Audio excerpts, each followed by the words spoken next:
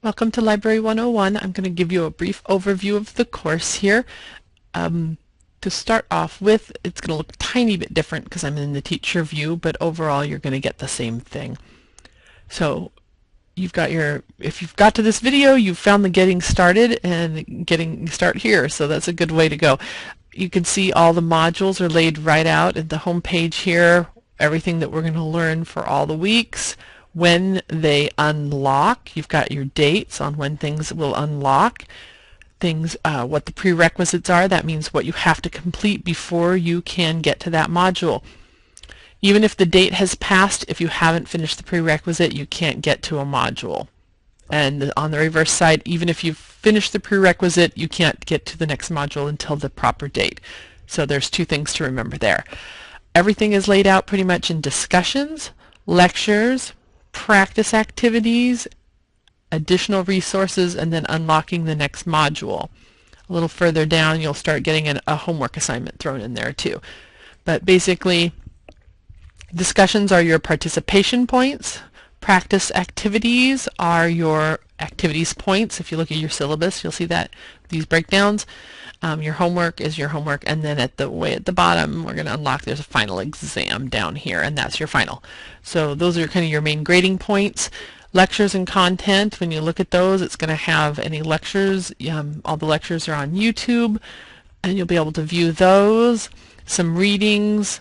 Iris is an information research tutorial, some different pinpoints on there on where you're going to, what those topics are covering, and then additional resources are going to be more help that you might want.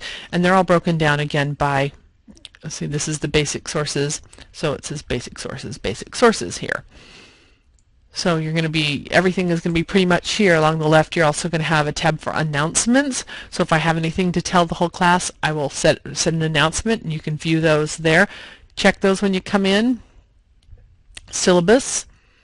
So the course syllabus, you'll get a look at that. Grades, you can check your grades in here. Take a look at that. If you've submit something and it hasn't been graded yet, it'll throw your grade off a little bit because it'll show that you've submitted, but then it doesn't have a grade. So it'll count those points toward your total grade, but it won't have any points for you. It'll say, well, this is what's possible and you haven't got anything yet.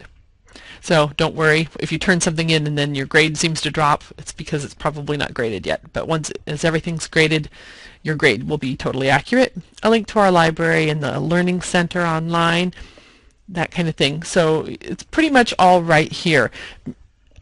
One thing that I want to mention is in your up here along your top right bar, you've got your name, your inbox. It's also called conversations. That's your communications, emails back and forth with people. It kind of collects everything there. Settings. This is a really big one that's really important in Canvas, is getting your settings. I'm going to show you really briefly what those look like. These are my settings, and as you can see, I just have my GHC email here, but you can add multiple email addresses, you can add your phone, you can get text messages, so you just add in here however you want to be contacted, however you want to be communicated with.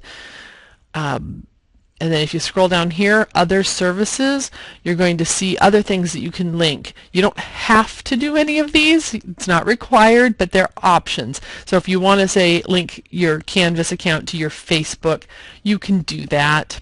And then you can get notifications there, or LinkedIn, or whatever you happen to use. But what you want to do then up here in the top left is notifications. Once you've entered in the ways you want to be communicated with, you want to go in here and set how often do you want to be notified. I would very much like you to set announcements for ASAP. Notify me right away when there's an announcement for the course. You probably want to set grading. That's up to you. How soon do you want to know about grades? And then conversations. Right away. If someone sends you a conversation message, you probably want to know that right away. That means they've sent you directly an email. Or up here, submission comment. If I've made a comment on a submission that you've made, something you've turned in, you will get notified of that. And I suggest you send all of those to ASAP. Everything else you can kind of decide how much do you want to get emailed or how much do you want to get contacted. But those ones I suggest you do for immediately. If you have any questions, let me know.